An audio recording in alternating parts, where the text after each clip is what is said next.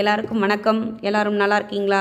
இன்றைக்கி நம்ம KG fruit products and கேஷ்யூஸில் பார்க்குறது என்னென்னு பார்த்தீங்கன்னா, அத்திப்பழத்தை பற்றி பார்க்க போகிறோங்க. பொதுவாகவே ட்ரை ஃப்ரூட்ஸ்னால் எல்லா ட்ரை ஃப்ரூட்ஸும் நல்லதுன்னு சொல்லுவாங்க சாப்பிட்டா. அதுலேயும் இந்த அத்திப்பழம் ரொம்ப நல்லது, சாப்பிட்றதுனால ரொம்ப நல்லதுன்னு சொன்னாங்க. அப்படி என்னடா இருக்குது இந்த அத்திப்பழத்துலன்னு பார்த்து தெரிஞ்சுக்குவோன்னு சொல்லி பார்த்தோங்க. பார்த்தா அப்போதாங்க தெரியுது இவ்வளோ விஷயம் இந்த அத்திப்பழத்தில் இருக்குங்கிறது. ஒரு 100 கிராம் அத்திப்பழத்தில் உங்களுக்கு 4.67% ப்ரோட்டீன் இருக்காங்க, 0.56% ஃபேட் இருக்காங்க. அது இல்லாமல் 3.68% ஃபைபர் இருக்காங்க மெயினாக இதில்.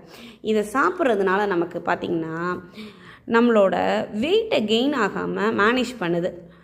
ஒரு நாளைக்கு 4 அத்திப்பழம் சாப்பிட்றதுனால. அது இல்லாமல் மோஷன் கான்ஸ்டிபேஷன் வராமல் நம்மளுக்கு நல்லா ஹெல்ப்ஃபுல்லாக இருக்குங்க இது.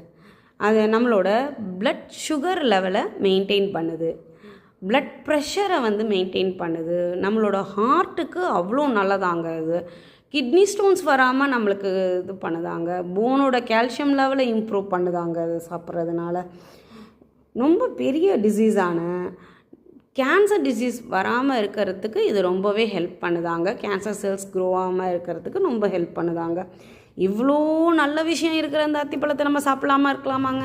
கண்டிப்பாக சாப்பிட்ணுங்க. டெய்லி நாங்களும் சாப்பிட்றோம், நீங்களும் எல்லோரும் சாப்பிடுங்க. இந்த அத்திப்பழத்தை எந்த மாதிரி சாப்பிட்டா ரொம்ப நல்லதுன்னா, நார்மலாகவே சும்மா சாப்பிட்டாலுமே நல்லது.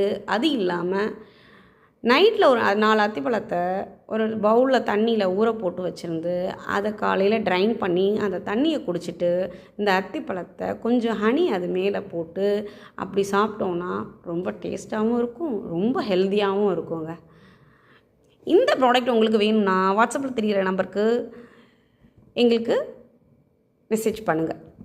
பாய்.